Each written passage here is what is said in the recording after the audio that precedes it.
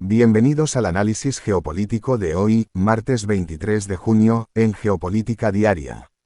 El tablero internacional se mueve esta semana en direcciones opuestas. Mientras Washington y Teherán certifican en Suiza una hoja de ruta que aleja, al menos por ahora, el riesgo de una guerra regional total en Oriente Medio, el frente europeo se tensa con la posibilidad de que Bielorrusia quede arrastrada al conflicto ucraniano, y dos crisis africanas que apenas reciben atención internacional, en Malí y en Sudán, amenazan con redibujar el equilibrio de poder en regiones enteras. Son piezas distintas de un mismo momento, en el que potencias y actores armados negocian, presionan y avanzan al mismo tiempo en varios continentes. Empezamos en Oriente Medio, donde la diplomacia ha logrado en las últimas horas su avance más significativo desde que estalló la guerra entre Israel e Irán.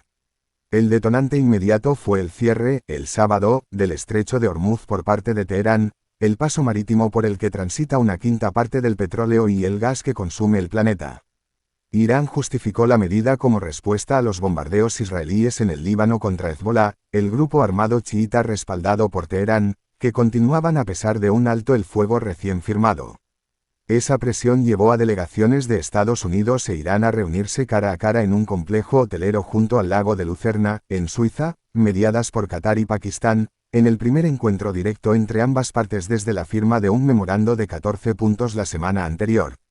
El resultado, anunciado el lunes por el vicepresidente estadounidense, J.D. Vance, incluye 3 elementos concretos: un mecanismo de coordinación para evitar incidentes en el estrecho de Hormuz, que ya ha permitido que el tráfico marítimo vuelva a fluir; una célula de desconflicto, es decir, un canal conjunto para evitar choques entre Israel, Líbano y Hezbolá, con participación de Qatar y Pakistán; y el compromiso de Irán de permitir el regreso de los inspectores del Organismo Internacional de Energía Atómica. A cambio, según el canciller iraní, Abbas Araghchi, Teherán ha obtenido exenciones para exportar petróleo y petroquímicos, además de la liberación de parte de sus activos congelados. Washington advierte de que el acuerdo es, según palabras de Vance, solo los cimientos de la casa, y que las negociaciones técnicas sobre el programa nuclear iraní, el punto más delicado, continuarán durante 60 días. La incógnita central sigue siendo el Líbano. Israel ha confirmado que no se retirará de la llamada zona de seguridad en el sur del país mientras Hezbolá mantenga capacidad de ataque, y el comandante de la fuerza Quds iraní advirtió a Israel de que podría sufrir una retirada humillante si prolonga su presencia allí.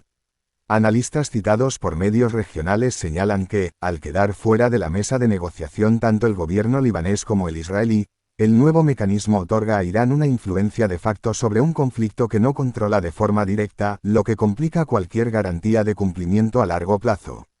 Mientras tanto, la guerra en Gaza permanece en un estado intermedio que ya dura 8 meses, según el Ministerio de Salud de la Franja. Más de 1000 palestinos han muerto en ataques israelíes desde la entrada en vigor del alto el fuego de octubre, en un contexto en el que Israel controla ya el 64% del territorio gazatí, por encima del 53% previsto en el acuerdo original, mientras Hamás se niega a entregar su arsenal sin garantías sobre el futuro político palestino. Nos desplazamos a Europa del Este, donde la guerra entre Rusia y Ucrania entra en una fase que podría ampliar el número de actores directamente implicados. Esta madrugada, Rusia ha lanzado 135 drones de tipo Shahed contra distintas regiones ucranianas, y un misil balístico ha matado a 3 personas y herido a otras 23 en Kryvyi Rog, uno de los principales centros industriales del país. Según el Estado Mayor ucraniano, las fuerzas rusas han sufrido ya más de 1.390.000 bajas desde el inicio de la invasión a gran escala en 2022, una cifra que Moscú no reconoce públicamente.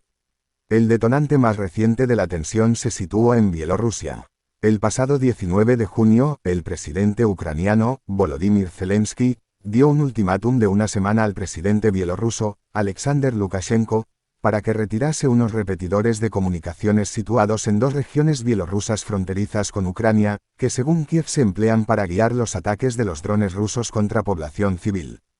Zelensky advirtió de que, si Minsk no actúa, las fuerzas ucranianas destruirán ese equipo por su cuenta. El Kremlin ha calificado la advertencia de injerencia agresiva en la soberanía de otro país, y ha anunciado que los presidentes Vladimir Putin y Lukashenko se reunirán próximamente para abordar el asunto. Lukashenko, por su parte, ha insistido en que una entrada directa de Bielorrusia en la guerra resultaría absolutamente inaceptable, aunque la oposición bielorrusa en el exilio advirtió este lunes de indicios de que el país podría estar preparando un papel más activo en el conflicto.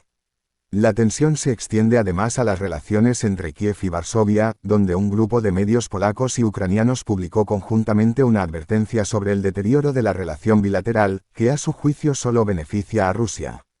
Esa misma Rusia que sostiene el frente ucraniano mantiene, a miles de kilómetros de distancia, un segundo frente de desgaste en el Sahel africano, una región que rara vez ocupa titulares en los medios occidentales a pesar de la magnitud de lo que allí ocurre. En Malí, la capital, Bamako, continúa bajo un asedio que se prolonga, con altibajos, desde finales de abril.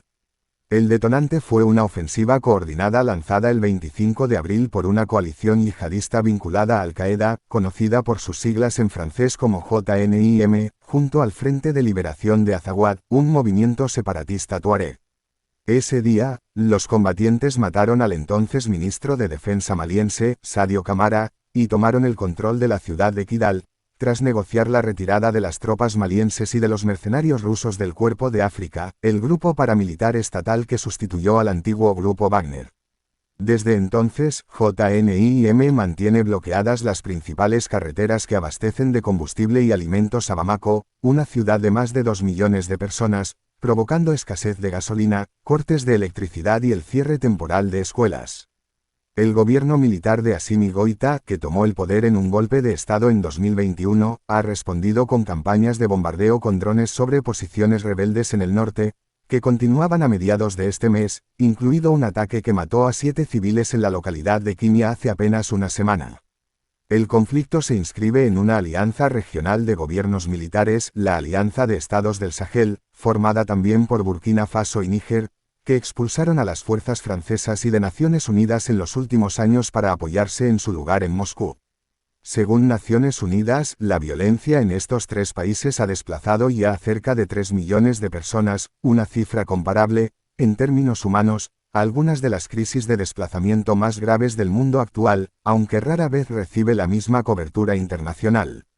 A más de 4.000 kilómetros al este, otra guerra africana que tampoco ocupa espacio destacado en la agenda informativa global atraviesa un momento igualmente crítico. En Sudán, el Consejo de Seguridad de Naciones Unidas advirtió el pasado sábado de un riesgo inminente de atrocidades masivas en la ciudad de El Obeid, capital del estado de Kordofán Norte, ante informes de un refuerzo militar significativo de las Fuerzas de Apoyo Rápido, la milicia paramilitar que combate desde abril de 2023 contra el ejército regular sudanés por el control del país. El detonante fue la concentración de tropas de esa milicia en torno a la ciudad, que el organismo de Naciones Unidas interpretó como preparación para una ofensiva terrestre similar a la que en octubre pasado terminó con la toma de la ciudad de El Fasher, en Darfur, un episodio marcado, según supervivientes y agencias humanitarias, por ejecuciones sumarias y violencia sexual generalizada. El Consejo de Seguridad exigió a las fuerzas de apoyo rápido que detengan de inmediato cualquier avance sobre El Obeid y reiteró su rechazo a cualquier autoridad paralela en las zonas bajo control de esa milicia. Según la alta comisionada de Naciones Unidas para los Derechos Humanos, los ataques con drones por parte de ambos bandos han matado a más de 1.000 civiles solo en los primeros 5 meses de este año. Mientras tanto, en Khartoum, la reciente incorporación al ejército regular de mandos que antes combatían con las fuerzas de apoyo rápido ha generado indignación entre supervivientes de Darfur, que temen que estos oficiales eviten responder ante la justicia por crímenes cometidos bajo su mando durante el asedio de El Fasher. La guerra sudanesa, que ha provocado ya la mayor crisis de desplazamiento del mundo según Naciones Unidas, sigue marcada además por las acusaciones de apoyo externo a la milicia paramilitar, en particular desde los Emiratos Árabes Unidos, algo que Abu Dhabi niega de forma reiterada. Entre los demás movimientos del día, el primer ministro británico, Keir Starmer, anunció este lunes su renuncia tras perder el respaldo de buena parte de su bancada laborista, en un proceso que previsiblemente llevará a Downing Street al exalcalde de Manchester, Andy Burnham, con implicaciones todavía inciertas sobre el papel del Reino Unido en el respaldo occidental a Ucrania. En la República Democrática del Congo, el grupo armado M23, respaldado por Ruanda, sigue poniendo a prueba un alto el fuego negociado en Qatar y Washington, en una región oriental rica en minerales que lleva más de 3 décadas en conflicto. Y en el mar de China Meridional, Taiwán denunció nuevas incursiones de buques chinos en aguas restringidas alrededor de sus islas, dentro de un patrón de presión gradual que Taipei considera una forma de coerción por debajo del umbral del conflicto abierto. Lo que conecta estos frentes no es la geografía, sino un patrón compartido, en Oriente Medio, en Europa del Este y en dos rincones del continente africano. Las potencias y los actores armados negocian y combaten al mismo tiempo, sin que ninguno de los acuerdos alcanzados hasta ahora resuelva las causas que originaron cada conflicto. Washington logra hojas de ruta, Moscú sostiene frentes paralelos en Ucrania y en el Sahel, y las milicias armadas en Malí y en Sudán avanzan allí donde la atención internacional escasea.